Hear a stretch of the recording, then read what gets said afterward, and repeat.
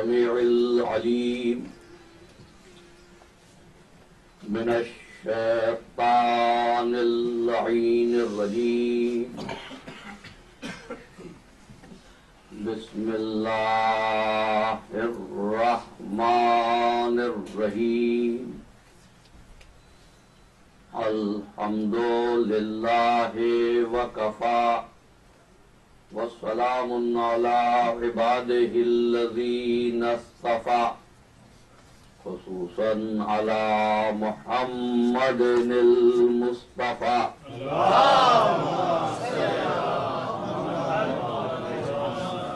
وأهل بيته الطيبين الطاهرين المعصومين الشرفاء إنهم سفينة النجاة ومصباح الهدى.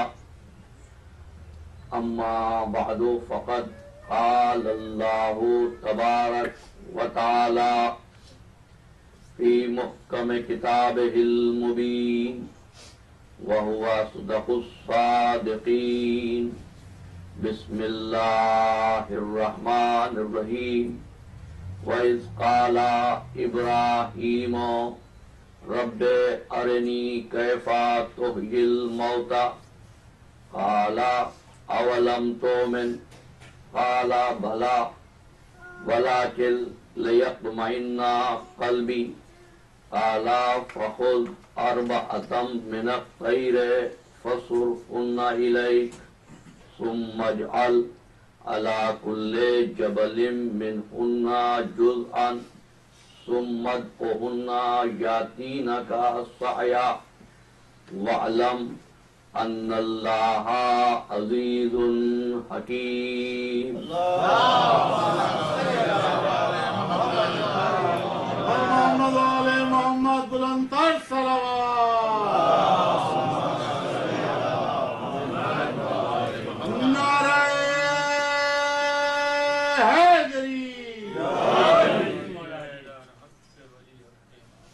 ہماری گفتگو یہاں تک پہنچی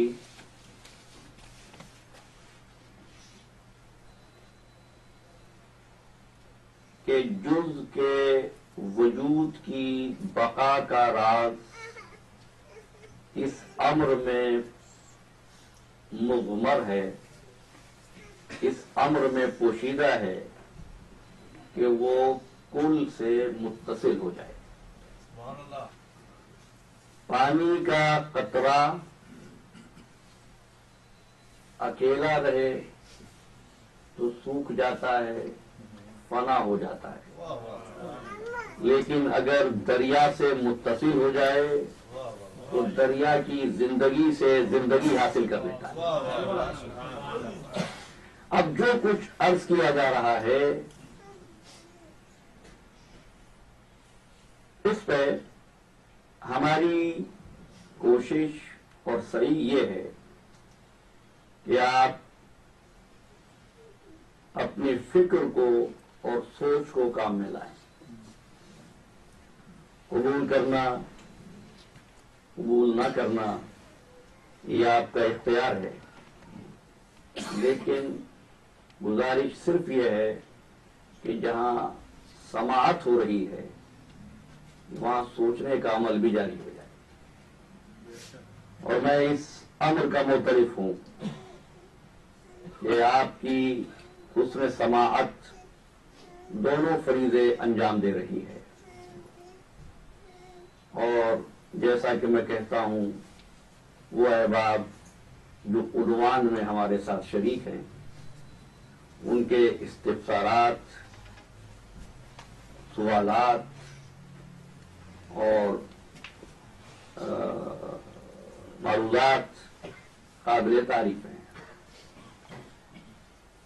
اگر کہیں اختلاف بھی میں نے دیکھا ہے تو اس کے پیچھے اس امر کو ضرور محسوس کیا ہے کہ سنا بھی جا رہا ہے اور سوچا بھی جا رہا ہے. اب ظاہر ہے محدود وقت اور ہمارے پاس اب فقط 2 گھنٹے ہیں کوشش تو یہی ہوتی ہے کہ تمام استفسارات کے بارے میں اپنی گزارشات پیش کر دوں، لیکن جتنا ممکن ہوتا ہے کرتا ہوں، تفصیل میں جانے کا وقت نہیں ہوتا۔ ایک سوال یہ تھا کہ آپ یہ کہتے ہیں کہ ساری مخلوقات اور پروردگار عالم کے درمیان میں محمد و آل محمد وسیلہ ہیں۔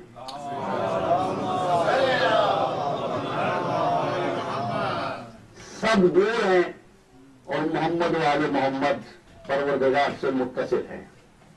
کیونکہ سب دور ہیں لہذا وہ دوسری چیزوں کو دیکھ کر خدا کو پہچانتے ہیں، اور آل محمد یا من دل علی ذات ہی بذات ہے، وہ اس کی ذات کو دیکھ کر اس کی ذات پر دلالت کرتے ہیں۔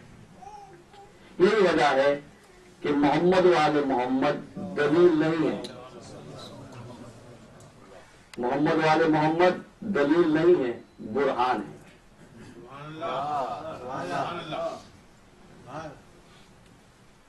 دلیل کسی دوسری چیز پر قائم کی جاتی ہے، برہان وہ منزل ہے کہ جہاں دلیل دینے والا خود دلیل بن جاتا ہے۔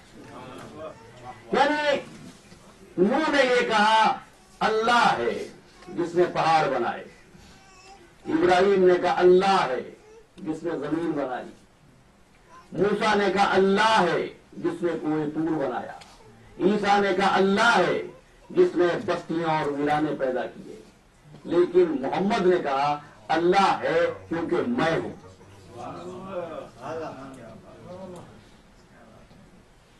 تو اب جو گزارش میرے پاس آئی وہ یہ کہ اللہ تو اتنا قریب ہے،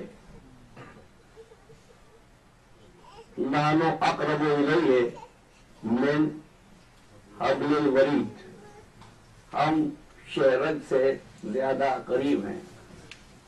وسیلے کی ضرورت تو وہاں ہوتی ہے جہاں کوئی دور ہو۔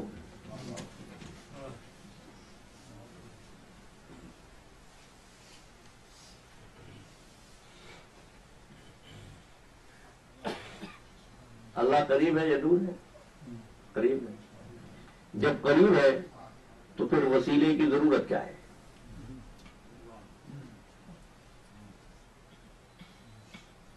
اور میں کچھ گزارشات پیش کرتے ہوئے گزر جاؤں گا بہت جلدی سے۔ میں نے تسلیم کیا اللہ شہرت سے زیادہ قریب ہے، ظاہر ہے قرآن مجید ہے، انکار کروں تو کافر ہو جاؤں گا۔ لیکن پوچھنا یہ ہے محیی کون ہے؟ زندگی دینے والا کون ہے؟ اللہ۔ میرے ساتھ رہیے نا تو بات بڑھے گی آگے۔ اللہ زندگی دینے والا ہے، موت دینے والا کون ہے؟ اللہ۔ جب اللہ ہی زندگی دینے والا ہے، اللہ ہی موت دینے والا ہے، اور شہرت سے بھی زیادہ قریب ہے، براہ راست روح کو قبض کیوں نہیں کر لیتا؟ اسرائیل کو کیوں دیتا ہے؟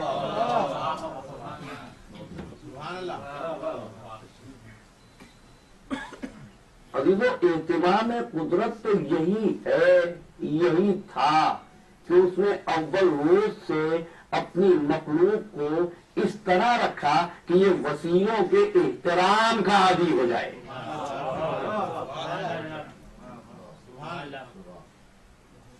اگر تمہاری شہرت سے زیادہ قریب ہے تو کیا محمد مصطفیٰ کی شہرت سے قریب نہیں؟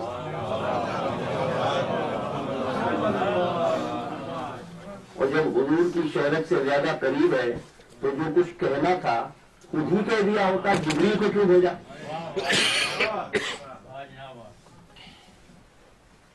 تو عزیزان گرامی، بات یہ ہے کہ وہ تو قادر علی الاطلاق ہے، لیکن مخلوق کا نقص اس امر کا متقاضی ہے کہ وہ وسیلے کا محتاج رہے۔ یہی وجہ ہے میں نے کبھی کہا تھا کہ انسان اشرف المخلوقات ہے، ہے نا؟ اچھا، جانور اس سے پست ہیں، لیکن جانوروں کے بچے پیدا ہوتے ہی اپنی مصروفیات میں مشغول ہو جاتے ہیں۔ مچھلی نے اپنے بچے کو تیراکی سکھانے کے لیے کسی سوئمنگ اسکول میں نہیں بھیجا، یہ جناب ہے نا؟ اچھا، پرندے کا بچہ پیدا ہوتے ہی زمین پہ چونچ مار کر دانا تلاش کرتا ہے۔ یہ انسان جو اشرف المخلوقات ہے، اس کی اولاد کو اتنا غبی کیوں بنایا جو اپنے چہرے پر پڑی ہوئی غلاظت کو بھی ہٹا نہیں سکتا؟ گیلا کپڑا بھی آ کے اگر چہرے پر گر جائے تو ہٹا نہیں سکتا، رزق حاصل نہیں کر سکتا۔ یہ ماں باپ کا محتاج، اور وہ محتاج مخلوق کتنی آزاد، تو انصاف کیا ہے؟ آواز قدرت یہ آئے گی کہ ان مخلوقات کو ہم نے پیدا تو کیا، لیکن ان سے تقاضا نہیں کیا کہ معاشرہ بنائیں۔ انسان کو چونکہ ہم نے معاشرتی مخلوق بنایا، لہذا ہم نے دوسرے کا محتاج بنا کر یہ بتایا کہ محبت کا جذبہ بھی باقی رہے، ربوبیت کا سلسلہ بھی چلتا رہے۔ اب کیا ہے؟ رزق لینا ہے، ماں کی ضرورت ہے، شفقت چاہیے، باپ کی ضرورت ہے، ضروریات حیات درکار ہیں، باپ سے رابطہ رکھنا پڑے گا، ایک لمحہ رکنا۔ ماں باپ ضروریات پوری کرتے ہیں، اس کائنات کی ضروریات کو اللہ پورا کرتا ہے، اللہ عطا فرماتا ہے، ٹھیک ہے نا؟ لیکن عزیزان محترم، اللہ جو پوری کائنات کو رزق دے، وہ بھی اس وقت تک راضی نہیں ہوتا جب تک ماں باپ راضی نہ ہو جائیں۔ اپنی عبادت کو اور ماں باپ کے احترام کو اس طرح ملا دیا کہ اس نے کہا وَقَضَىٰ رَبُّكَ أَلَّا تَعْبُدُوا إِلَّا إِيَّاهُ وَبِالْوَالِدَيْنِ إِحْسَانًا، تیرے رب کا فیصلہ یہ ہے عبادت صرف ہماری کرنا اور احترام ماں باپ کا کرنا۔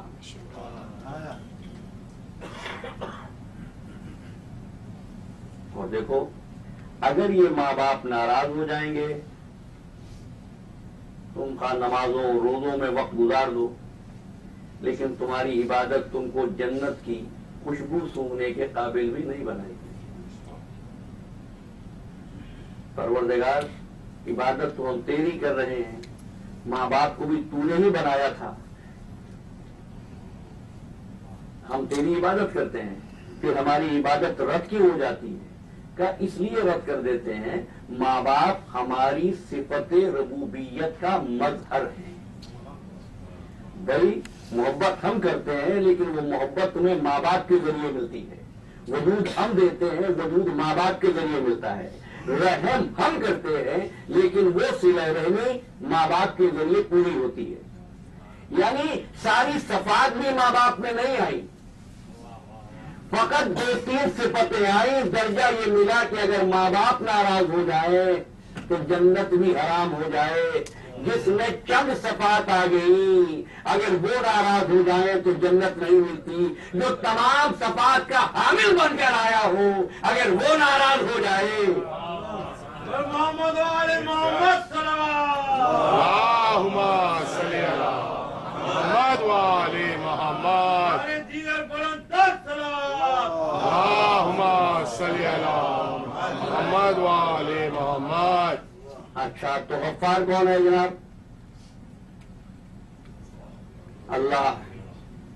سورہ آل عمران، وَلَوْ أَنَّهُمْ إِذ ظَّلَمُوا، معاف کرنا، سورہ نساء، وَلَوْ أَنَّهُمْ إِذ ظَّلَمُوا أَنفُسَهُمْ، کچھ لوگوں نے اپنے نفسوں پر ظلم کی، جاؤ کا اے ابھی یہ پھر تیرے پاس آئے، کہنے لگے فاستغفر اللہ، اللہ سے ہم نے استغفار کر لیا، اب ان سے کہہ دو وَاسْتَغْفَرَ لَهُمُ الرَّسُولُ لَوَجَدُوا اللَّهَ تَوَّابًا رَحِيمًا، جب تک رسول معاف نہیں کرے گا. کیسا ملا دیا بات کو؟ اچھا بات یہاں تک پہنچی ہے تو بس کر رہا ہوں. اب یہ جو آیت آئی ہے اذا سالک عبادی انی فانی قریب اجیب دعوت الداع اذا دعان، اسی آیت کو پیش کیا ہے سائل نے، اس لیے بات کر رہا ہوں. اور خوشی اس بات پر ہوئی کہ سوال کرنے والا قرآن مجید سے واقف ہے. جب میرے بندے یہ پوچھتے ہیں کہ میں کیسے مخاطب ہوتا ہوں تو ان سے کہہ دوں میں قریب ہوں، اجیب دعوت الداع اذا دعان، میں ہر پکارنے والے کی پکار کا جواب دیتا ہوں جب وہ مجھ کو پکارتا ہے. کون؟ میرا بندہ. بس یہیں سے غلطی ہوئی، ہم نے وہ بندہ اپنے آپ کو سمجھ لیا. قدرت نے بتایا بندے تو تم بھی ہو، ہم اپنے بندوں کی بات کر رہے ہیں کہ سوال کریں اور ہم جواب دے دیں. اس بندگی کو یاد دلانے کے لیے کہا تھا کہ جب نماز پڑھنا عبادت ہماری ہوگی، لیکن تشہد تمہارا مکمل نہیں ہوگا جب تک نہ کہو گے اشہد ان محمدن عبدہ و رسولہ.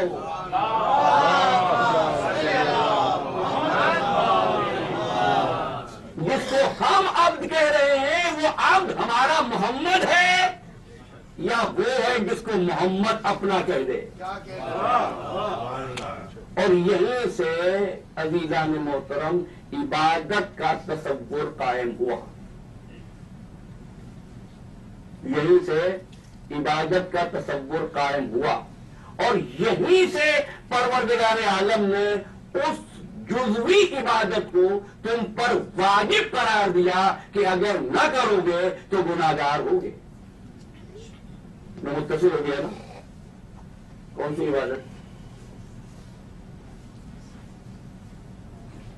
میں نے کل ایک وعدہ کیا تھا نا آپ سے کہ آخری 2 دن کیا گفتگو ہوگی. دیر میں پہنچے صلوات.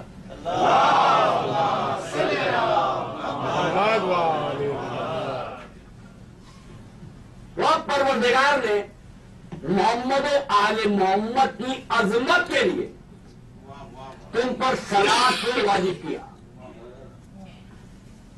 اور دیکھیے جو گفتگو میں کروں گا وہ 3 قسم کی نمازوں پر مشتمل ہوگی. پہلی معنوی نماز، دوسری ظاہری نماز، تیسری باطنی نماز. بس ٹھہر جانا. میں نے اب تک ایک لفظ استعمال کیا ہے نماز، جو پورے قرآن میں نہیں ہے. کیا لفظ ہے؟ نماز نہیں ہے، صلاۃ ہے. صلاۃ کی حقیقت کیا ہے؟ تھوڑی سی بات کر لیتے ہیں علی تو، اور پھر بات آگے بڑھے گی. صلاۃ کی پہلی آیت پڑھ رہا ہوں. ان اللہ و ملائکتہ یصلون علی النبی یا ایھا الذین آمنوا صلوا علیہ وسلموا تسلیما. محمد وآل محمد. اب ذرا میرے ساتھ اس کا ترجمہ کرنا. اللہ، میری مدد کیجیے گا بھائی، زیادہ پڑھا لکھا آدمی نہیں ہوں. ان اللہ و ملائکتہ، اللہ اور اس کے فرشتے، یصلون علی النبی،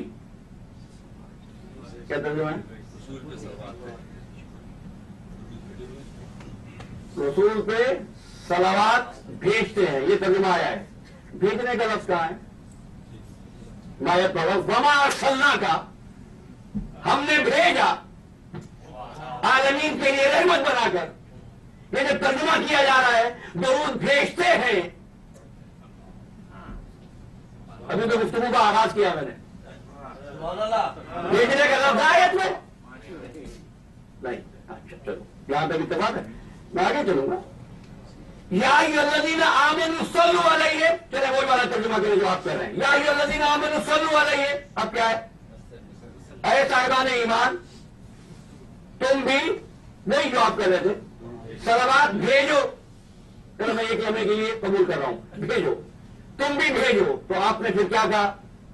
اللہم صلی علی، اب ترجمہ کرو، اللہ تو بھیج، اللہ نے کیا کہا تھا؟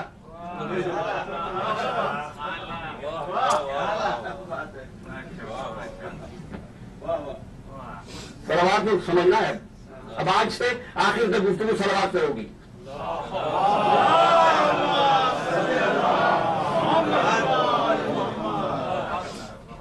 اور بات عزیزان محترم، صلوات کی حقیقت ہے کیا؟ یہ آغاز صلات کب سے ہوا؟ اب میں نماز نہیں کہوں گا، آپ پہنچ گئے جہاں میں جانا چاہ رہا ہوں، اور پھر بتاؤں گا بھیجنے کی بات کیا ہے۔ اللہ نے کہا میں بھیجتا ہوں، تم بھیجو، آپ نے کہا اللہ تو بھیج، وہ تو بھیج ہی رہا ہے۔ یہ تو عجیب بات نہیں ہو گئی؟ وہ کہہ رہا ہے میں بھیجتا ہوں، تم بھیجو، آپ کہہ رہے اللہ تو بھیج۔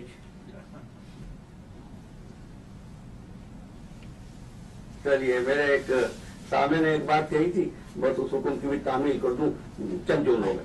حالانکہ آپ کو یاد ہے میں نے چند سال پہلے عشرہ محرم میں گفتگو کی تھی تسبیح کے عنوان پر، ٹھیک ہے؟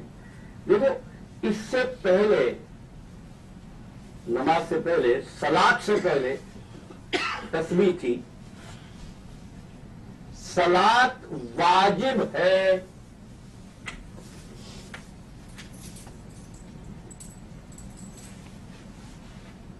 مخلوق پر، انسان پر، اس دنیا میں۔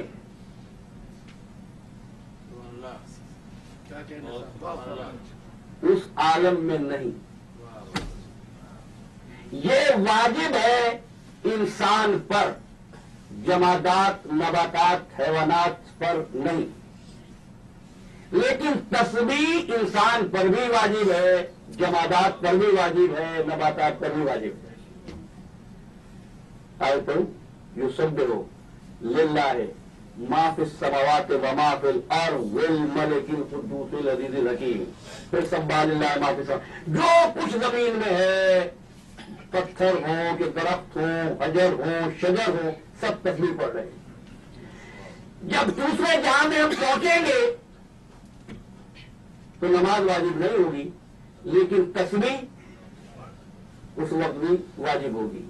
جنت میں بھی اہل جنت تسبیح پڑھ رہے ہوں گے، کیا؟ سورہ یونس پڑھنا، وآخر دعوانا ان الحمد للہ رب العالمین۔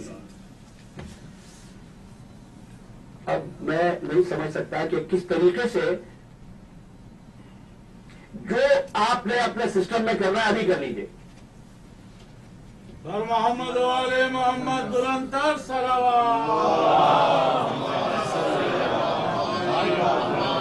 برائے خوشنودی امام زمانہ بلندتر صلوات، نعرہ حیدری۔ لیکن میں کوئی تقریر تیار کر کے نہیں لاتا ہوں، میرا کوئی مسودہ نہیں ہوتا، گفتگو ہوتی ہے، اور اگر توجہ کا تار متاثر ہو جائے تو پھر گفتگو آگے نہیں بڑھ سکتی۔ آپ سننے کا حق ادا کریں، میں پہنچانے کا حق ادا کروں گا، لیکن جب آپ تک پہنچ جائے تو پھر اس کی رسید بھجوا دیجیے۔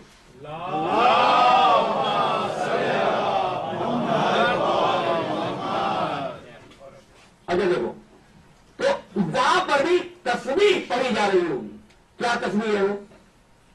نبی تو کہا آخر دعوانا ان الحمد للہ رب العالمین، حمد کیا ہے؟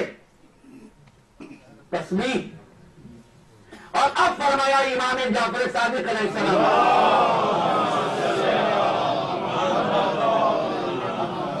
اگر ہم 14 نہ ہوتے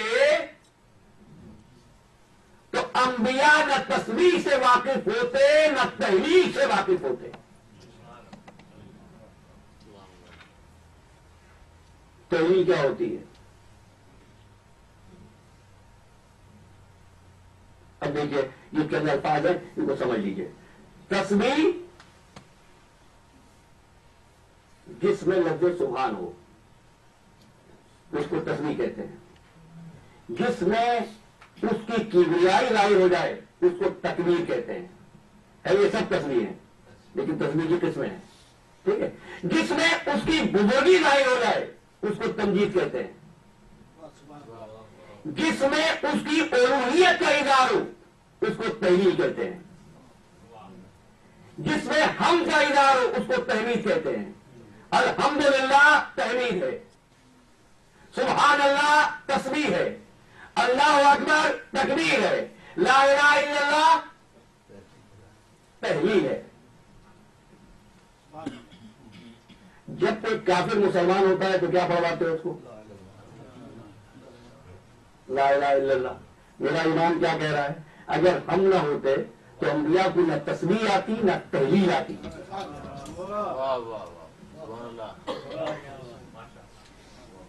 یعنی دولت اسلام بغیر محمد والے محمد کے انبیاء کے مقدر میں نہ تھی.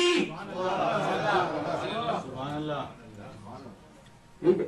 اچھا یہ تسبیح جس پر آج مسلمان نازا ہے یہ پہلی مرتبہ کس نے پڑھی؟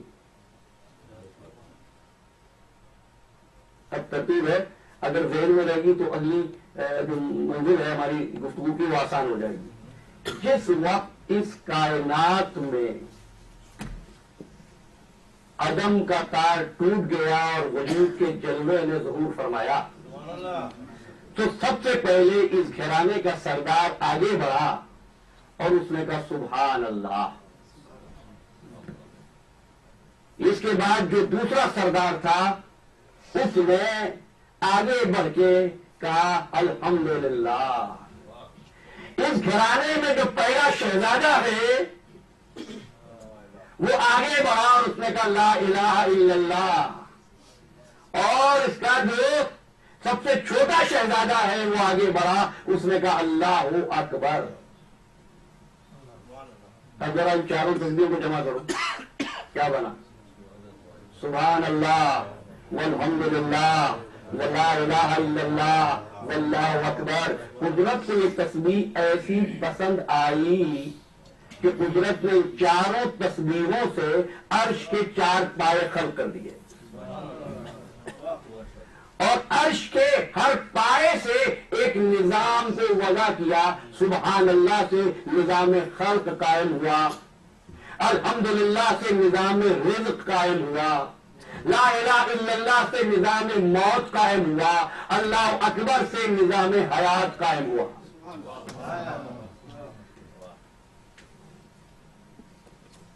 پہلی تسبیح کیا تھی؟ کس نے پڑھی؟ کون سا نظام قائم ہوا؟ نظام خلق. نظام خلق کا مالک محمد مصطفیٰ ہے.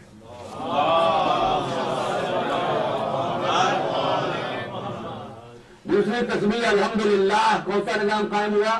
نظام رزق. جس کو بھی اس کائنات میں رزق مل رہا ہے وہ علی ابن ابی طالب کے صدقے میں مل رہا ہے.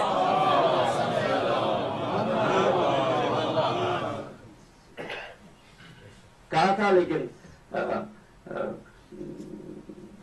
چاہتا ہوں اس موقع پر بھی یہ پیغام پہنچ جائے نوجوانوں کے پاس. امیر المومنین کا مطلب یہ نہیں ہے مومنین کا امیر. لوگ یہی سمجھتے ہیں. اگر ایسا ہوتا تو ہمارا ہر امام امیر المومنین ہے، لیکن حسن مجتبیٰ فرماتے ہیں حرام ہے، ناجائز ہے کسی اور کو ائمہ تحریر میں بھی امیر المومنین کہنا. کسی نے امام حسن کو مخاطب کیا، فرمایا ناپتا خاموش ہوگا، سوائے ہمارے بابا علی مرتضیٰ کے کوئی نہیں ہے امیر المومنین. اب تم پوچھو گے نا تو پھر امیر المومنین کا مطلب کیا ہے؟ لغت میں جا کے دیکھنا. امیر کا لفظ ہے امیرتن سے، جس کا مطلب ہے رزق پہنچانا. امیر المومنین مومنین کو رزق پہنچانے والا ہے علی مرتضیٰ. اب آپ کے ذہن میں یہ بات بھی آ سکتی ہے کہ ہمارا کون سا امام ہے جو رزق نہیں پہنچا سکتا. ہاں بھائی ہمارا ہر امام رزق پہنچا سکتا ہے، لیکن علی وہ ہے جو ائمہ کو بھی رزق پہنچاتا ہے۔ پھر نظام موت قائم ہوا۔ موت علامت ہے اس کی وحدانیت کی، اس نظام کا مالک حسن مجتبیٰ ہے۔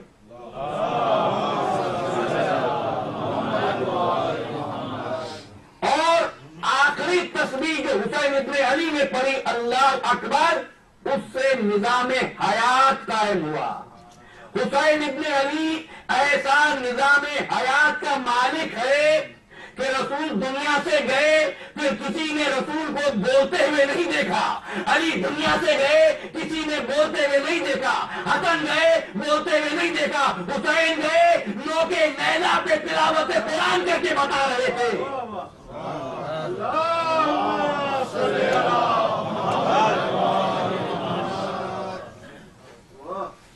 یہ کیا تصویر قائم ہوئی، عرش قائم ہوا، دنیا کا نظام قائم ہوا۔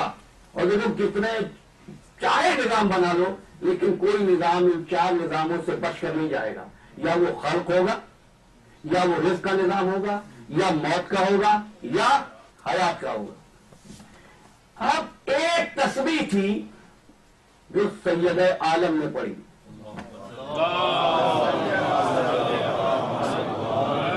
آج ذرا عظمت فاطمۃ الزہرا صلوات اللہ علیہا کو بھی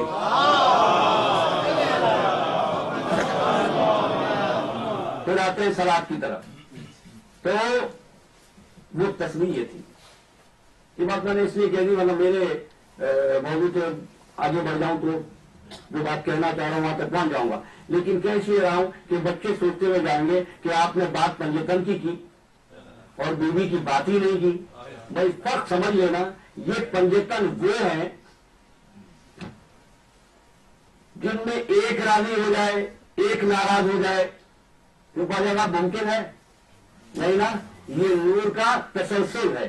لیکن سید عالم اس ہستی کا نام ہے جو صف میں نہیں تھی، ان چاروں کی صف پر۔ اب وقت نہیں ہے ورنہ آپ کو بتاتا سورہ صافات سے کس نے کہا کہ ہم تھے لنحن الصافون، صف بنا کر اللہ کی عبادت کر رہے تھے۔ انا لنحن المسبحون، ہم ہی تو ہیں اللہ کے تسبیح پڑھنے والے، ہم ہی تو ہیں اللہ کی عبادت کرنے والے، اور ہم میں سے ہر ایک کا ایک مقام ہے، معلوم ہے۔ جس وقت یہ تسبیح پڑھ رہے تھے تو سیدہ کا نور ان چاروں پر سایہ کیے ہوئے تھا، عصمت کا۔ اور پھر سید عالم نے تسبیح پڑھی سبوح قدوس ربنا ورب الملائکۃ والروح۔ اب یہاں پہنچ کر بعض لکھنے والوں نے لکھا ہے کہ سیدہ نے یہ تسبیح پڑھ کے ربنا کہا اس لیے، اگر نہ پڑھتی تو فرشتے محمد و آل محمد ہی کو اللہ سمجھ لیتے۔ اور یہ تسبیح سیدہ اتنی پسند آئی پروردگار کو کہ یہ تسبیح پھر پروردگار نے بھی پڑھی۔ میں نے کہا ماشاءاللہ بہت سے لوگ حیران ہو گئے ہوں گے، گھبرا گئے ہوں گے، اللہ کیا تسبیح پڑھتا ہے؟ اللہ نے تسبیح پڑھی سبحان قدوس رب الملائکۃ والروح۔ ربنا تو نہیں کہہ سکتا نا، رب الملائکۃ والروح۔ اور پھر خود حجاب سیدہ میں جلوہ نما ہوا۔ تبھی کہا تھا بعض لوگ حیران ہو گئے کہ حجاب سیدہ کیا ہے؟ حجاب سیدہ، چادر سیدہ کی ریائی کی اس چادر کا نام ہے کہ دشمن محمد کو دیکھ کر مروب نہیں ہوا، علی کو دیکھ کر مروب نہیں ہوا۔ حسن و حسین کے چہرے پہلے سے دیکھے تھے، موبائل کا اشارہ دے رہا ہوں، حسنین کے چہرے پہلے سے دیکھے تھے، لیکن پھر کہنے لگا اب ایسے چہروں کو دیکھ رہا ہوں کہ اگر پہاڑ سے کہہ دے تو پہاڑ بھی اپنی جگہ چھوڑ دے۔ دیکھا کیا ہے عزیزو کہ اب یہ چہرے وہ چہرے نظر آ رہے ہیں، بس سیدہ کی چادر کا اثر ہے۔ یہ پنجتن بھی نمایاں ہو گئے. اب ایک بات کہہ رہا ہوں, حدیث قصہ جو حضرات پڑھتے ہیں, گھر کس کا تھا؟ سہل بی بی سیدہ کا. کیا گھر؟ بی بی سیدہ کی. بی بی آخر میں کیوں آئی؟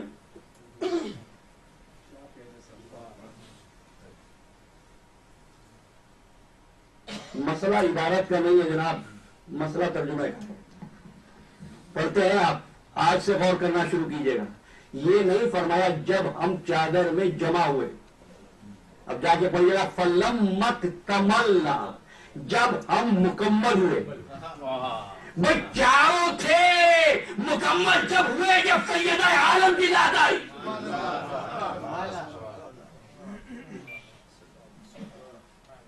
اب فرشتوں نے ان کو دیکھا اور فرشتوں نے پھر ان سے تسبیح سیکھی. کل کوئی صاحب پوچھ رہے تھے کہ فرشتے ہر وقت رکوع میں رہتے ہیں, بعض ہر وقت سجدے میں رہتے ہیں. یہاں رہتے ہیں, کیوں؟ آپ کو معلوم ہے نا, ایک ہمارا یہ نظام ہے اور ایک وہ عالم ہے.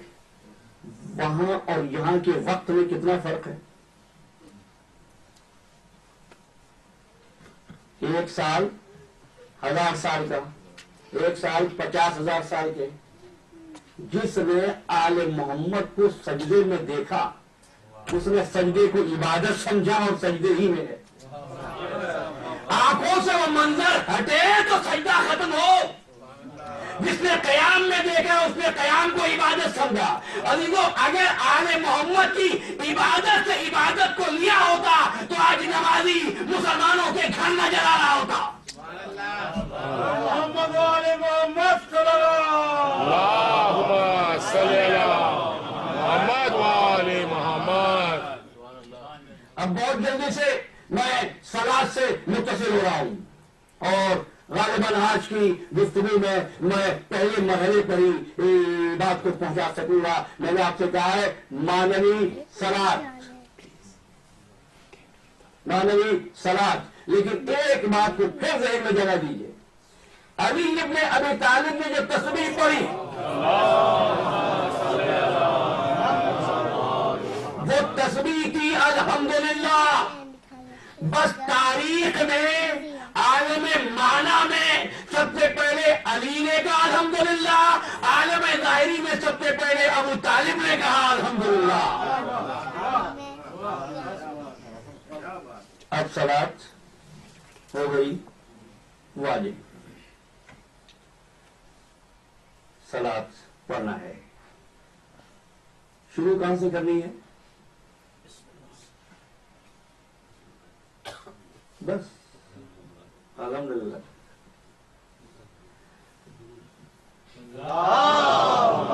صلی اللہ محمد وآل محمد. دیکھنا, نماز کے ارکان میں پہلا رکن ہے نیت,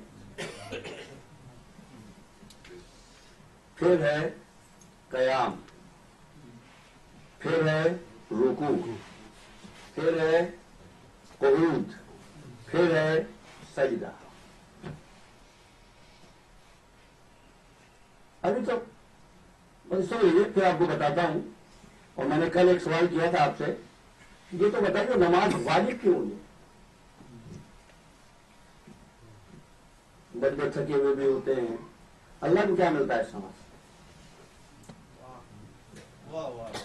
تمہارے نماز پڑھنے سے وہ بڑا ہو جاتا ہے, نہ پڑھو گے تو وہاں کوئی کمی ہو جائے گی, نہیں نا. تو سن لیجیے, نماز کا قیام ہو ایسا قیام ہو کل قیام بے خدمت سلطان. قیام ایسا ہو جیسے کوئی کسی بادشاہ کی خدمت میں غلام کی طرح کھڑا ہو. اور اگر بادشاہ بلا لے تو دوڑتا ہوا چلا جائے. عزیزو, یہی وجہ تھی ابی بن کعب حالت قیام میں تھا جب رسول نے آواز دی تھی. تو نماز پڑھنے کے بعد فارغ ہونے کے بعد حضور کی خدمت میں حاضر ہوئے. یا رسول اللہ آپ نے بلایا تھا, کہا آواز سنی تھی. کیا آواز سنی تھی؟ بس ایک جملے کی زحمت دے رہا ہوں, آتے آپ کو سنا ہوا ہے. کہا رسول اللہ بس جس وقت آپ نے آواز دی تو میں قیام میں تھا. کہا میں نے دیکھ لیا تھا تو قیام میں ہے, اسی لیے تو بلایا تھا.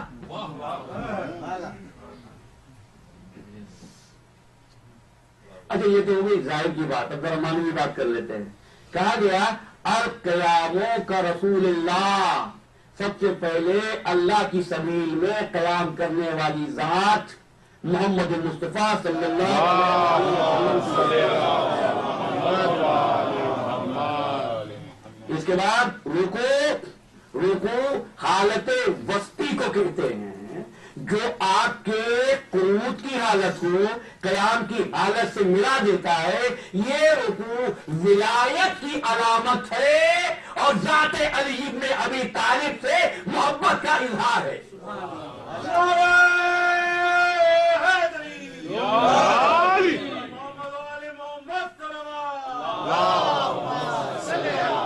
محمد وآل محمد. اس کے بعد قعود ہے.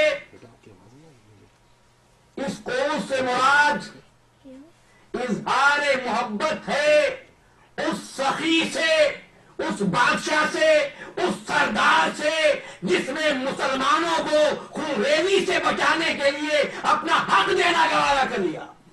حسن مجتبی.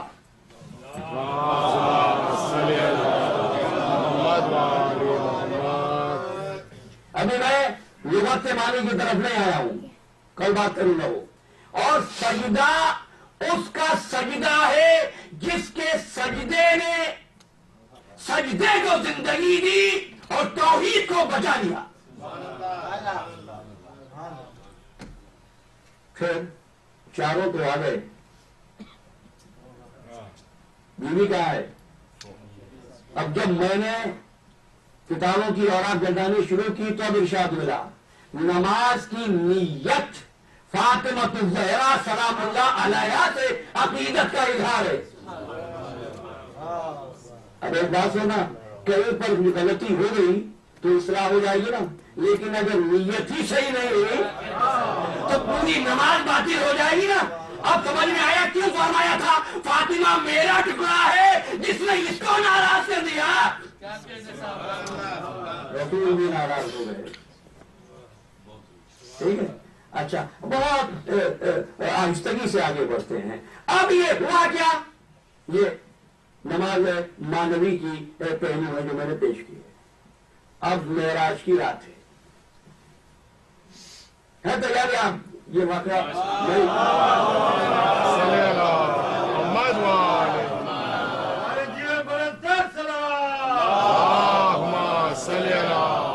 محمد وآل محمد.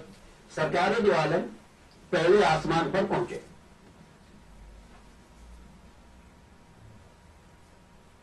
جیسے ہی پہلے آسمان پر پہنچے نور کی بارش ہوئی.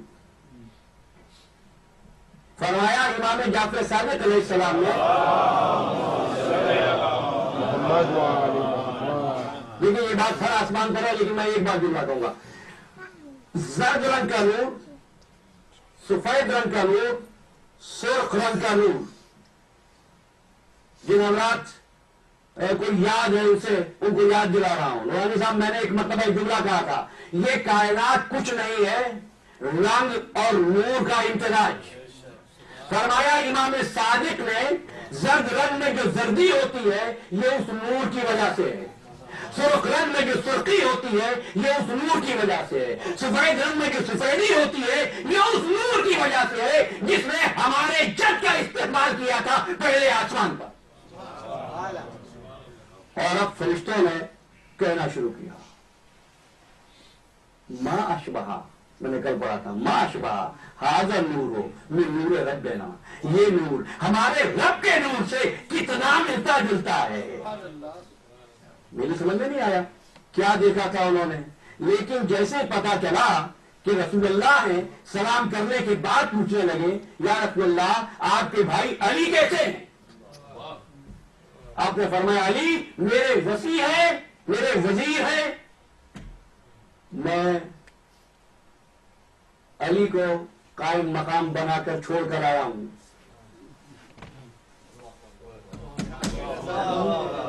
اور دیکھیے الفاظ پہ توجہ دیجیے گا، الفاظ کے سر پر نہیں ہوتے مانا، الفاظ کے سینے میں اتر کر دیکھو. میں تو حیران ہوتا تھا اللہ سے محمد ایک درجہ نیچے اور محمد سے علی ایک درجہ نیچے. قاعدہ تو یہی ہوتا ہے کہ چھوٹا بڑے سے رشتہ جوڑتا ہے. کوئی بڑا عہدے پہ آ جائے تو خامخواہ رشتے دار پیدا ہو جاتے ہیں. رشتے داری نہ ہو تو دور کی رشتے داری نکالتے ہیں. کچھ بھی نہ ملے تو اپنے کلاس فیلو تو کہہ ہی سکتے ہیں نا. بھائی علی سے اللہ بھی بڑا ہے، محمد بھی بڑا ہے. علی کیسا مقدر لے کے آیا ہے، محمد کہتا ہے علی میرا ہے، اللہ کہتا ہے علی میرا.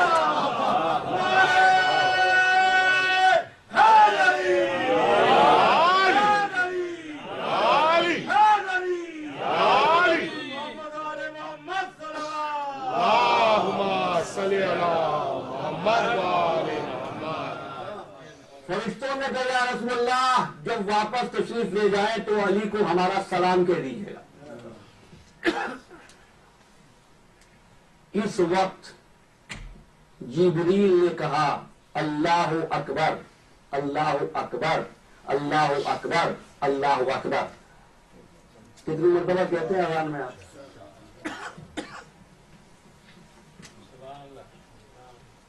رسول آگے بڑھے، دوسرے آسمان پر پہنچے، فرشتوں نے استقبال کیا، اور اس وقت جبریل امین نے یہ کہا اشہد ان لا الہ الا اللہ. پھر کہا اشہد ان لا الہ الا اللہ. پھر اس کے بعد تیسرے آسمان پر پہنچے. اب جو صدا ہے اشہد ان محمد رسول اللہ، اشہد ان محمد رسول اللہ. محمد وعلی محمد. رسول نے فرشتوں سے پوچھا تم جو بار بار پوچھتے ہو علی کیسے ہے، کہ علی کو جانتے ہو؟ کہا یا رسول اللہ کیسے نہ جانے، ہمارا عہد و پیمان علی ابن ابی طالب ہی کے ساتھ تو ہوا تھا. کہ اگر ایسا ہوا تھا تو تمہارا تشہد، تمہاری شہادت، تمہاری گواہی میری رسالت پہ ٹھہر کیوں گئی؟ حوالہ پوچھنا مجھ سے، بیان میں کر رہا ہوں، آگے مجھے جھوٹا کرو یا خود جھوٹے ہو جاؤ. ٹھیک ہے نا. اب پڑھ لینا کتاب میں، مشکات الانوار میں بھی، کتاب القطرہ میں بھی امام جعفر صادق علیہ السلام کا اللہم صلی علی محمد وعلی محمد. فرمایا کہ جب بھی تم میں سے کوئی اللہ کی وحدانیت اور محمد کی رسالت کی گواہی دے تو واجب ہے علی کی ولایت کی گواہی دے. ابھی تو آغاز ہے، میں اور دلال دوں گا، اس کے بعد آگے بڑھے. یہاں تک کہ وہ منزل آئی، مختصر کر رہا ہوں کہ آواز دی حیا علی خیر العمل. اب تو عجیب منظر تھا.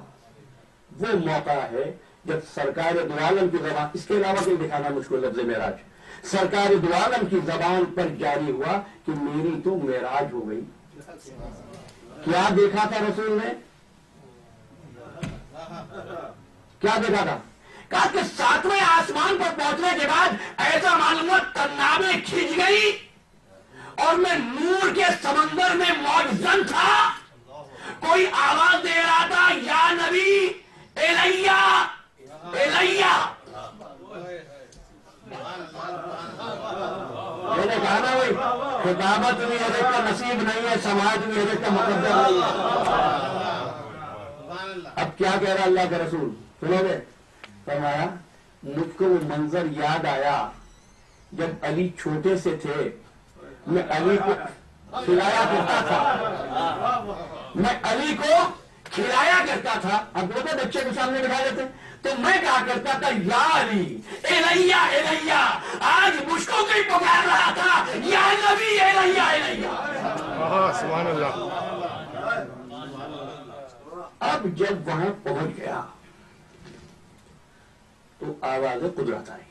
اے رسول ساق عرش کی داہنی جانب جو پانی آ رہا ہے، جو پانی داہنی جانب سے آ رہا ہے، اس پانی کو ہاتھ میں لو. کبھی زندگی میں وفا کی، بس اپنی دعاؤں میں مجھے یاد رکھا کریں آپ، اور اللہ اتنی ہمت و صحت دے دے کہ میں وہ حقائق آپ تک پہنچاؤں. میں نے پہلے روز کہا تھا وہ پردے ہٹاؤں گا جس کو لوگ ڈالتے ہیں حقائق پر. تو یہ دائیں اور بائیں کیا ہوتے ہیں؟ جو حضرات سورہ واقعہ پڑھتے ہیں، اصحاب الیمین ہے، ما اصحاب الیمین. جو حضرات قرآن پڑھتے ہیں اصحاب المیمنہ و اصحاب المشأمہ، کہاں سے آ رہا تھا پانی؟ داہنی جانب سے. رسول نے داہنا ہاتھ بڑھایا، اس لیے وضو کی ابتدا دائیں ہاتھ سے ہوتی ہے. اب ظاہر ہے فرشتے تو وہ آئے نہیں نا، وہ تو پیچھے رہ گئے نا. یہ کیسی نماز ہے؟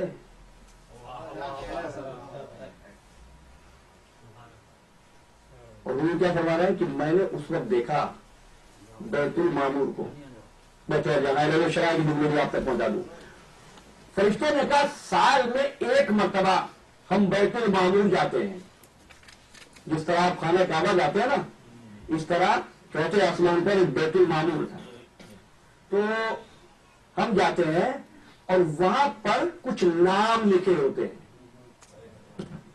جب ہم جاتے ہیں حج کرنے، اس وقت ہم ان ناموں کو سلام کرتے ہوئے برکت کے لیے اپنے ہاتھوں کو ان ناموں پر لگاتے ہیں.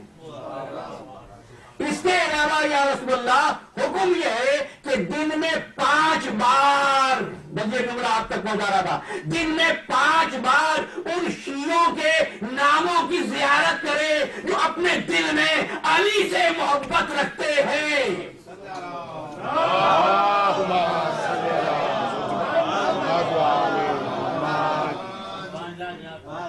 اب دانے ہاتھ سے پانی لیا، وضو ہو گیا، نماز، آواز دی. اب سننا. اور عابدی صاحب آپ یہ پوچھتے ہیں کہ اس حجاب میں کون ہے، تو حجاب کتنے ہیں؟ آواز دی، اے رسول اتنی مرتبہ تکبیر کہو جتنے میرے حجاب ہیں. رسول اللہ نے 7 مرتبہ تکبیر کہی. جو حضرات نماز کے مسائل جانتے ہیں، نماز میں 7 تکبیریں ہیں. رکعت میں 7 تکبیریں ہوتی ہیں. خیر ان کی تفصیل میں نہیں جا رہا ہوں. 7 مرتبہ کتنے حجاب قدرت ہے؟ 7. اب میرے ساتھ رہنا، آ جاؤ قرآن کی طرف. وَلَقَدْ آتَيْنَاكَ سَبْعًا مِنَ الْمَثَانِي وَالْقُرْآنِ الْعَظِيمِ. ہم نے قرآن دیا اور دہرائے جانے والے 7 دیے. سبحان اللہ. اللہ کے حجاب 7 ہے. اگر اللہ کو تلاش کرنا ہے نا، اللہ تو نظر نہیں آتا. جن کا پیکر نظر آتا ہے ان کا دامن تھام لو، اللہ مل جائے گا.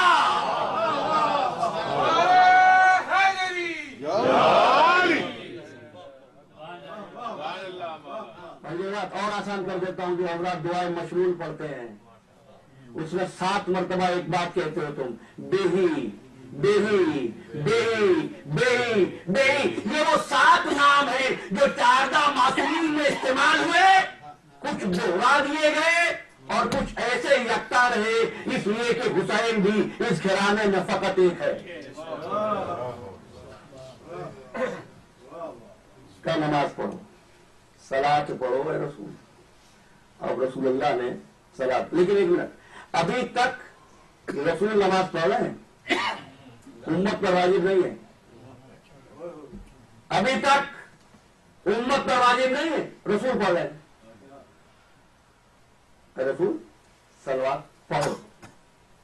اور ایک بات سمجھ لیجیے، صلوات بھیجی نہیں جاتی ہے. اگر یہ جملہ آپ کے دیکھیے، بعض چیزیں ایسی ہوتی ہیں ان کے لیے ہاضمہ بڑا مضبوط ہونا چاہیے. جس قوت ہے اگر تو اس جملے کو لیجیے کیا کہہ رہا ہوں؟ صلات پڑھی نہیں، بھیجی نہیں جاتی، بلکہ صلات ادا کی جاتی ہے. نہیں، عبداللہ بدل کے کہہ رہا ہوں، صلات بھیجی نہیں جاتی، صلات قائم کی جاتی ہے. قرآن نے کہیں نہیں کہا کہ نماز پڑھو، جب کہا اقیموا الصلاۃ، نماز قائم کرو. اور اب بات سمجھ میں آ جائے گی نماز قائم کیسے ہوتی ہے. رسول نے تکبیریں کہی، اس کے بعد سورہ پڑھنا شروع کیا. کہا کہ دیکھنا، آغاز تو کر رہے ہو صلات کا، آغاز رب کے اسم سے کرنا.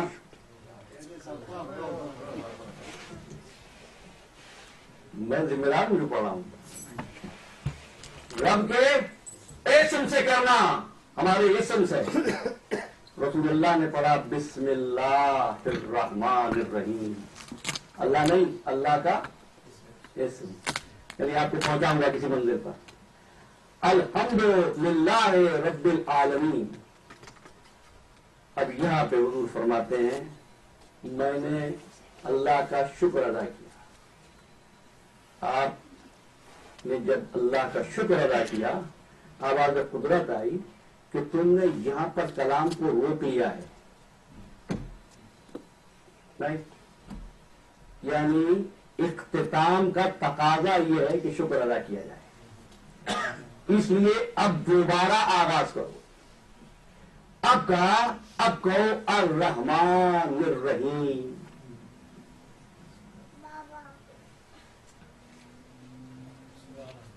نہیں پہنچے ہوئے آپ. پہلے کیا کہا تھا؟ الحمدللہ رب العالمین. وزیر امانی صاحب نے پوچھا تھا الرحمن الرحیم. دوبارہ آغاز ہو رہا ہے. کیا مطلب ہے؟ جو قوت الحمدللہ رب العالمین میں ہے، وہی قوت الرحمن الرحیم میں ہے. اب کہیے تو بات کو یہی روک دوں اور ختم کروں. کیا کہا؟ الحمدللہ رب العالمین کا الرحمن الرحیم. یعنی جو قوت وہاں ہے نا، اگر دیر میں رکھنا، اگر ہم نے کہا میں آگے چلیں تو پھر آؤں گا واپس. الحمدللہ رب العالمین الرحمن الرحیم.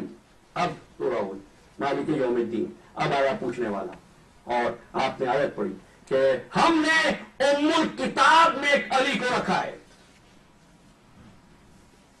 آدمی نے حیران ہو کر کہا کہ ام الکتاب تو سورہ فاتحہ ہے، اس میں علی کہاں ہے؟ انہو فی ام الکتاب لدینا علی الحکیم.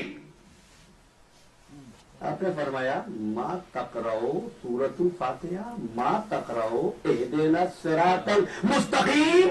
اور پھر پوچھ رہا ہے کہ علی کہاں ہے؟ سورہ فاتحہ پڑھی. اس کے بعد کہا کہ اب پڑھو سورہ قل هو اللہ احد، کہ یہ ہمارا نسب نامہ ہے. بس آپ کو ختم کر دوں گا یہاں، اب ہمت نہیں ہے. یہ ہمارا نسب نامہ ہے. نسب نامہ ذہن میں رہے. کیا کہو گے انگریزی میں اس کو؟ کیا کہہ سکتے ہیں آپ؟ نسب نامہ ہے، ہمارا سلیبس ہے، یہ ہماری نسبت ہے. ٹھیک ہے. اچھا، حضور نے قل هو اللہ پڑھی. اس کے بعد فرماتے ہیں اب آواز دی رکوع کرو. رکوع کیا ہوتا ہے کل بتاؤں گا تفصیل سے، لیکن آپ صرف اتنا سن لیجیے. اب آپ نے جب رکوع کیا تو گردن آگے بڑھی، جھکی اور آگے بڑھی. یہ ہے رکوع. کیا مطلب ہے؟ تیری راہ میں اتنا ٹوٹ گیا ہوں کہ اب جو تو چاہتا ہے وہ بتا دے. اور جیسے ہی میں نے سامنے دیکھا تو ایک ایسی تجلی تھی کہ میری زبان پر جاری ہوا سبحان ربی العظیم و بحمدہ. میں بہت مختصر کر رہا ہوں. اس کے بعد سجدے میں رہے. کل سجدے سے بات شروع کروں گا اور یہیں سے شروع کروں گا. ابھی تھوڑا سا آگے بڑھ جاتے ہیں. اس کے بعد دوسری رکعت میں آئے. اب جو سورہ فاتحہ پڑھی، حکم ہوا کہ اب سورہ پڑھو انا انزلناہ فی لیلۃ القدر. اب جملہ ہے، روایت کے الفاظ ہیں، ارشاد ہوا ہے ابھی یہ تیرا اور تیرے اہل بیت کا نسب نامہ ہے. نسب نامہ جہاں پر سلسلے موجود ہو. توحید نسب نامہ ہے پروردگار کا، انا انزلنا نسب نامہ ہے محمد اور ان کے اہل بیت کا. بس عزیزو بات تو ختم ہو گئی. قل هو اللہ احد اللہ الصمد لم یلد ولم یولد، یہ تو اللہ کا نسب نامہ ہے. اور محمد والے محمد کا نسب نامہ کیا ہے؟ انا انزلناہ فی لیلۃ القدر، ہم نے اس کو لیلۃ القدر میں اتارا. نہیں عزیزان گرامی، پیدائش نہ سورہ توحید میں ہے، نہ ہی پیدائش سورہ انا انزلنا میں ہے. یعنی اللہ نے اعلان کر دیا جس طرح میں وہ ہوں جہاں احدیت میری ذات کا تصرف ہے، اسی طرح آل محمد کے لیے ولادتیں اور پیدائشیں نہیں ہے، نزول ہے. نزول اسی کا ہوتا ہے جو پہلے سے ہوتا ہے. محمد والے محمد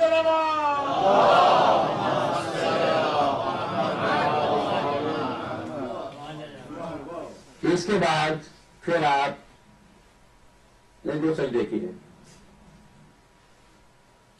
رکوع، دو سجدے. اب گواہی دو، گواہی دی اشہد ان لا الہ الا اللہ وحدہ لا شریک لہ واشہد ان محمدا عبدہ ورسولہ. آواز دی قدرت ہے. ہم یہ چاہتے ہیں اس صلاۃ کے ذریعے اے حبیب تیرا ذکر قائم رہے. حضور عرض کرتے ہیں پروردگار میرا ذکر تو بغیر علی کے مکمل ہوتا نہیں. کہ حبیب جب زمین پر جاؤ تو لوگوں کو بتا دینا ہم نے توحید کو واجب کیا، ہم نے رسالت کو واجب کیا، ہم نے ولایت کو لازم کر دیا. اب ایک لفظ کے لیے رحمت دی ہے، توحید واجب ہے، رسالت واجب ہے، ولایت لازم ہے. کیا فرق ہے واجب میں اور لازم میں؟ نماز فجر واجب ہے اس وقت نہیں، روزے واجب ہے اس وقت نہیں. رمضان آئے گا روزے واجب ہو جائیں گے. جو لازم ہے اس میں نہ جگہ کی قید، نہ عمر کی قید، نہ وقت کی قید. جوانی میں بھی ولایت ہو، بڑھاپے میں بھی ولایت ہو، صبح بھی علی کا نعرہ ہو، شام پر بھی علی زبان پر ہو.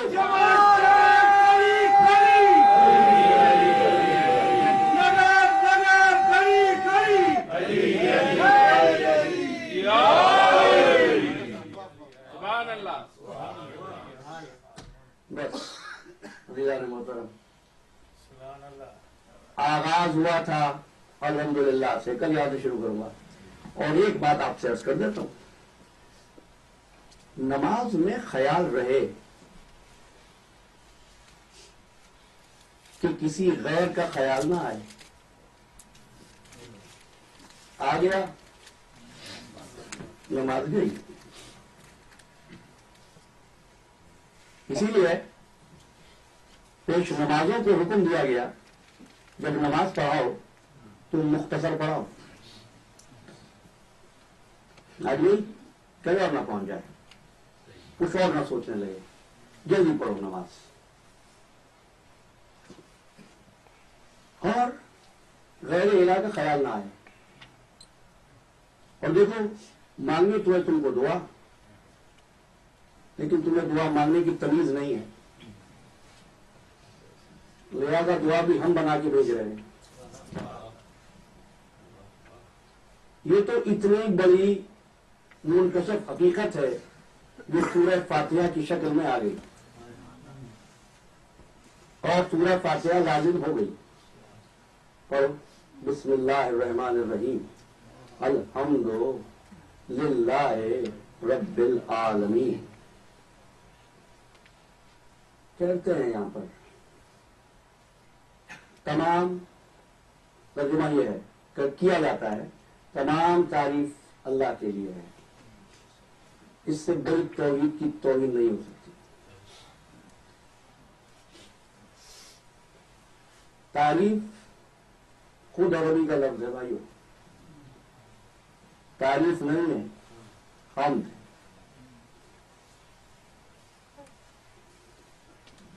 جی مدح، انہوں نے کہا مدح بھی ایک لفظ ہے، لیکن مدح کا درجہ حمد سے چھوٹا ہے۔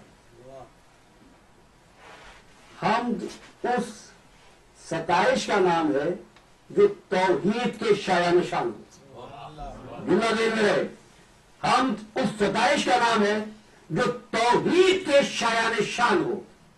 دنیا والے جو ثنا کر رہے ہیں وہ شاید تعریف کے زمرے میں آ جائے، مدح کے زمرے میں آ جائے، حمد کی تعریف میں بھی نہیں آتی۔ کیوں؟ دلیل لیا گیا نا۔ پہلا خطبہ میرے مولا کا نجم البلاغہ کا، لا یبلغ مدحتہ القائلون، بولنے والے تیری مدح تک نہیں پہنچ سکتے، جو مدح تک نہیں پہنچ سکتے وہ حمد تک پہنچیں گے۔ یہ ہم کیا ہے؟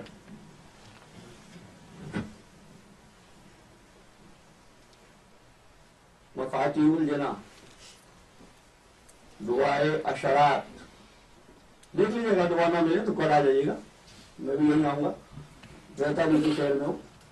تو اس میں یہ جملے ہیں، اللہم لک الحمد یا بدیع الحمد، اللہم لک الحمد یا وارث الحمد، اللہم لک الحمد یا منتہی الحمد، اللہم لک الحمد یا مبتدئ الحمد، اللہم لک الحمد یا مشترع الحمد۔ ترجمہ کروں، اے اللہ تو حمد کا وارث ہے، تو حمد کا بدیع ہے، تو حمد کا مبتدا ہے، تو حمد کی انتہا ہے، اور پھر جملہ یہ ہے یا مشترع الحمد، پروردگار تو حمد کا خریدنے والا ہے۔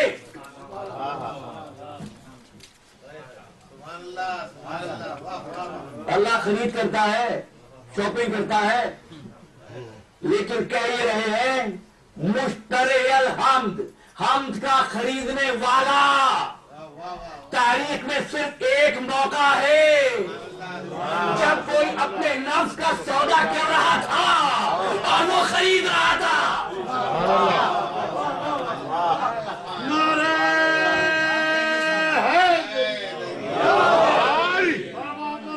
محمد بلندتر صلوات۔ اللہم صلی علی محمد و آل محمد۔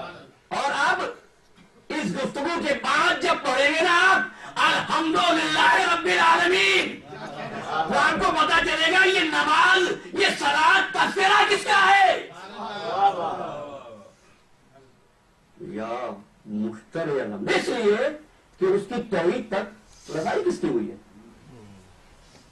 یہ وہی ہو سکتا ہے جو تنہائی میں یہ کہتا ہو پروردگار تو میری ضرورت ہے، میں تیری ضرورت ہوں، تو نہ ہوتا تو مجھ کو وجود نہ ملتا، میں نہ ہوتا تو تجھ کو ظہور نہ ملتا۔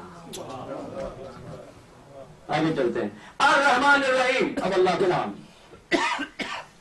دل تو چاہتا ہے کہ لفظ پہ رک جاؤں، لیکن نظر ہے غریب پر۔ مالک یوم الدین، کس کی بات ہو رہی ہے؟ مالک یوم الدین، ایاک نعبد و ایاک نستعین، بات صحیح ہے، غیر کر کے ذکر ہو رہا ہے، حالانکہ پہلے جملے بھی کرا ہے، لیکن نہیں، بات کو اور آسان کرتے ہیں۔ اب آپ نے کہا اہدنا الصراط المستقیم، پروردگار سیدھے راستے کی ہدایت کر دے۔ میں اختلاف میں نہیں جا رہا ہوں، بتا آپ ترجمہ کریں، ہر ایک کی اپنی اپنی مجبوری ہوتی ہے عزیزو، جو ہوتا ہے وہ قائم رہنے کی دعا کرتا ہے، جو نہیں ہوتا وہ پانے کی دعا کرتا ہے۔ اہدنا الصراط المستقیم، صراط الذین، ان کا راستہ جن پر نعمتیں نازل کی. یہ ذکر اللہ ہے یا غیر اللہ کا ذکر ہے؟ اللہ تو ہو نہیں سکتا، اس لیے کہ اللہ تو نعمتیں نازل کرتا ہے. نعمتیں جس پر نازل کرتا ہے وہ اللہ کا غیر ہوتے ہیں. بس میرے مالک کل سے دوسرا سورہ پڑھوں گا کہ خبردار اگر اس کو چھوڑا تو تیری نماز باطل ہو جائے گی. پروردگار اس میں تو غیر کا ذکر ہے، تیرا حکم یہ ہے کہ نماز میں غیر کا خیال نہ آئے. کیا دوسرے غیر ہیں، خیال آ جائے تو نماز باطل، ان کا خیال نہ آئے تو نماز باطل. سبحان اللہ.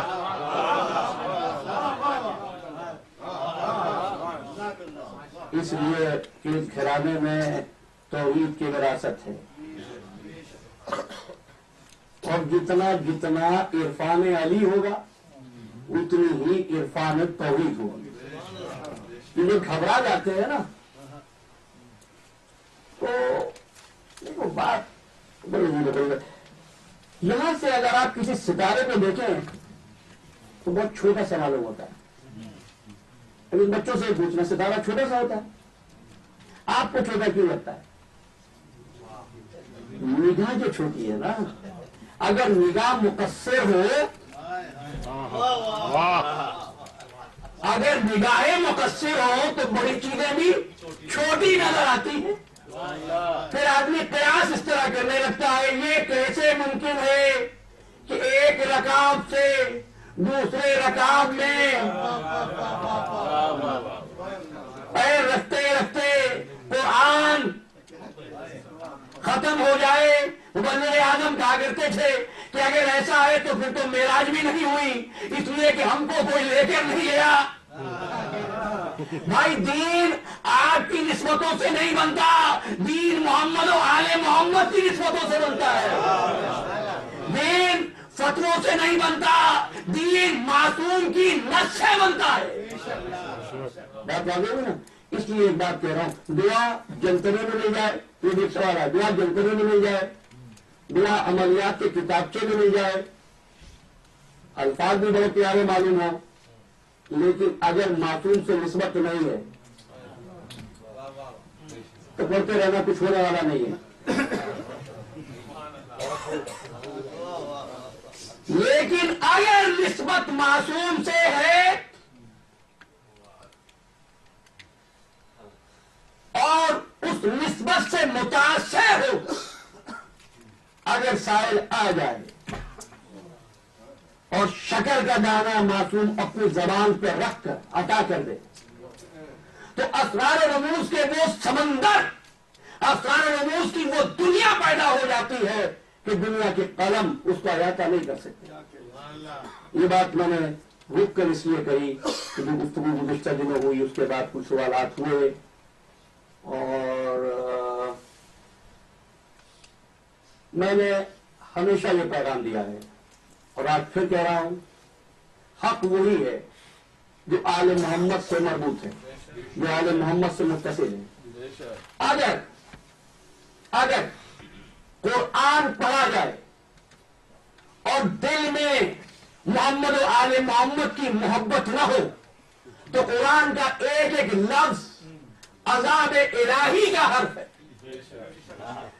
اگر صلاۃ علی کی نسبت سے ہے تو دنیا بدل دے، اور اگر اس نسبت کے بغیر اور اس ادارے میں نے ہمیشہ یہ کوشش کی ہے، منصور پاشا صاحب کہتے ہیں، اور یہ بات بس چلتے چلتے کر رہا ہوں، یہ دو کتابیں جو آپ کے پاس آئی، انیس الایمان اور تحفۃ المومنین، میں نے پہلے روز ہی جب انہوں نے اپنے ارادے کا اظہار کیا اور میرے پاس چیزیں لائے تو میں نے کہا ایک شرط ہوگی، جو بھی دعا آپ لائیں گے وہ کسی ملا سے نہیں آئے گی، معصوم سے آئے گی. اس لیے کہ معصوم کے فیصلوں میں سوائے وحی ربانی کے کچھ نہیں ہوتا، اور فیصلوں میں علماء کے شخصی رائے بھی داخل ہو جاتی ہے، اور کسی ایسی دعا کو میں نے اس میں شامل نہیں ہونے دیا جس میں معصوم کی نسبت نہیں تھی. اور خدا کی قسم کھا کر کہتا ہوں کہ یہ دعائیں جو ائمہ تعلیم کے دروازے سے تم کو مل گئی ہیں، یہ اتنا بڑا سرمایہ ہے، ان کو گھر میں رکھو، ان کو سفر میں ساتھ رکھو، ان کو حفظ جان بناؤ، ان کو تعلیم ہو، اور جب اللہ کو پکارو تو ذہن میں رہے اللہ وہ جس سے آل محمد ملتے ہیں، آل محمد وہ جن سے اللہ ملتا ہے۔ بس وہاں اہتمام یہ تھا کہ اگر باپ نے بیٹے کو کہا کون بھائی،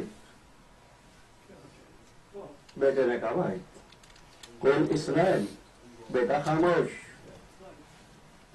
بیٹے کہتے کیوں نہیں؟ بابا جس موحد کا بیٹا زبان سے ایک کا اقرار کر چکا، یہ تو وحدت کے جلوے کیسے ذہن میں؟ اس باپ کو پہچانتے ہو؟ اس باپ کا نام ہے وہ راز جس نے کائنات کو وجود دیا ہے، جس کا نام ہے علی، اور اس بیٹے کا نام ہے عباس۔ اللہم صلی علی محمد وعلی محمد۔ عباس اس شخصیت کا نام ہے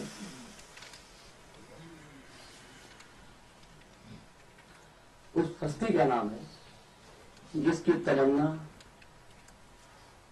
علی مصطفیٰ کو تھی۔ مباہلے کے روز یہ فیصلہ ہو گیا تھا کہ حسنین رسول کے بیٹے ہیں، جب کربلا ہوگی تو میرا بھی تو کوئی بیٹا ہوگا، حسین رسول کا نائب ہے، میرا کون نائب ہوگا؟ اور بس اس تیاری میں حسین ابن علی کے ناصر کے لیے مولا کائنات نے تمنا ولادت عباس کی تھی۔ ام البنین سے شادی ہوئی اور پھر شادی کے 1 سال کے بعد اللہ نے چاند سا بیٹا عطا فرمایا۔ میرے مولا مسجد میں تھے، خبر ملی بیٹا ہوا ہے، مسجد سے گھر پہ آئے، ام البنین مبارک ہو، تو میرے اس بیٹے کی ماں بنی ہے جو میری شجاعت کا وارث ہوگا۔ ماں کہنے لگی مولا بچہ بہت خوبصورت ہے لیکن مولا اس میں آنکھیں نہیں کھولیں۔ ام البنین میرا بیٹا جو ہے حسین کہاں ہے؟ حسین ذرا قریب آؤ۔ حسین قریب آئے، ذرا بھائی کو گود میں تو لینا۔ حسین ابن علی نے عباس کو گود میں لیا۔ ذاکرین کہتے ہیں بچے نے اپنے دونوں بازو بڑھا دیے، مطلب یہ تھا مولا آنکھ تو کھلتی رہے گی، میرے ہاتھوں کا نذرانہ قبول کر لیجیے۔ بس اس دن سے خود کو عباس نے خدمت حسین کے لیے وقف کر دیا تھا۔ حسین مسجد میں تھے، پانی طلب کیا، کمبر پانی لانے کے لیے اٹھے، عباس نے راضی بیٹھ جاؤ، اپنے آقا کے لیے میں پانی لاؤں گا۔ کم سے بچہ پانی کا جام لیا، سر پہ رکھ کے لا رہا تھا، پانی گرتا جاتا تھا۔ مولا دیکھتے تھے اور روتے تھے، آنکھوں سے آنسو جاری ہے۔ اصحاب نے پوچھا مولا گرنے کا سبب کیا ہے؟ کہا جب عباس حسین کے لیے پانی لا رہا ہے نا، ایک دن میرا عباس حسین کے بچوں کے لیے پانی لینے جائے گا، لیکن عباس کے بازو قطع کر دیے جائیں گے۔ بس سب پہ انتظار تھا کربلا کا۔ اب عباس حسین کے ساتھ، حسین خط لکھیں تو کاتب عباس، حسین سفر کریں تو منتظم عباس، حسین کہیں قیام کا ارادہ کریں تو نظم و نسق کرنے والے عباس۔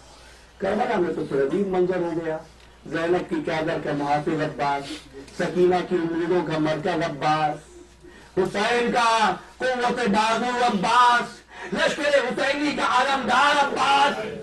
مولا فرماتے ہیں عباس جب تک زندہ ہے میرے بچے اطمینان سے سو سکتے ہیں، لیکن جب عباس نہیں رہے گا میرے بچے اطمینان سے نہ سو سکیں گے۔ بس عزیزارو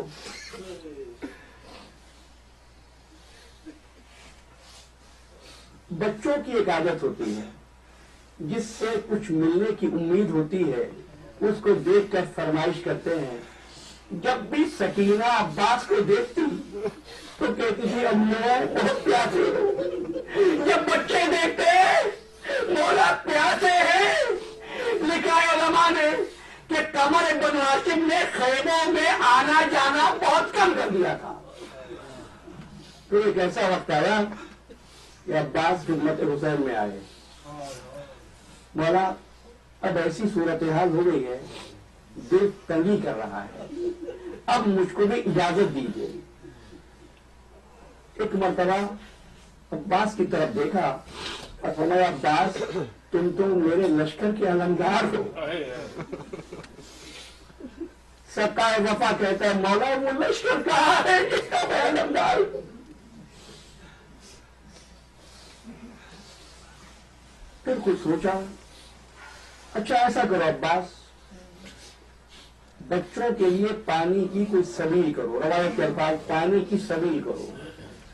ہم نے محض واقعات کی یادگاریں قائم نہیں کی ہیں، ہم نے الفاظ کی بھی یادگاریں قائم کی ہیں. یہ سبیلیں اسی لفظ سبیل کے حکم کی تعبیر میں ہے جو میرے مظلوم امام نے کربلا میں استعمال کیا تھا. عباس حکم امام پہ سر کو جھکا کے خیمے کی طرف بڑھے، لیکن شجاعت کی حسرتیں دل میں رہ گئی، کیونکہ فرمایا ہے پانی لے آؤ. یعنی جنگ کی اجازت اب بھی نہیں ملی ہے. عباس پانی لے آؤ. ایک مرتبہ خیمے میں آئے، سکینہ نظر آئی. سکینہ بی بی اپنا مشکیزہ لے آؤ. سکینہ مشکیزہ لائی. سکینہ ہم تمہارے لیے پانی لینے جا رہے ہیں. سکائے سکینہ گھوڑے پہ سوار ہوا، میدان کی طرف چلا. شجاعت حیدری کے وارث کو آتا دیکھا، لشکر بھاگ گیا. عباس کا قبضہ فرات پر ہو گیا. گھوڑے کو دریا میں ڈال دیا. اسب وفادار تو پانی پی لے. گھوڑے نے منہ کو پانی کے قریب لے جا کر ایک مرتبہ آقا کی طرف دیکھا. جب آقا پیاسا ہے تو میں کیسے پانی پیوں؟ عباس نے ایک مرتبہ چلو میں پانی لیا، اس کے بعد دریا میں پھینک دیا. عباس کیسے پانی پیے؟ ابھی سکینہ پیاسی ہے. عباس بتا رہے تھے خواہش پہ ٹوٹ کے گرنا نہیں آتا، پیاسا ہوں مگر ساحل دریا پہ کام. مشق بھر لی عباس نے اور اب خیمے کی طرف چلے. بھاگا ہوا لشکر واپس آیا. عمر سعد نے آواز دی خبردار پانی حسین کے خیمے تک نہ پہنچنے پائے. غازی گھوڑے پہ سوار مشق سکینہ کی حفاظت کرتا ہوا خیام حسینی کی طرف بڑھ رہا تھا. ادھر خیمے میں بچے علم کو آتا دیکھ کر عباس کا انتظار کر رہے تھے. ایسے میں کسی نے وار کیا، عباس کا دانا بازو کٹ گیا.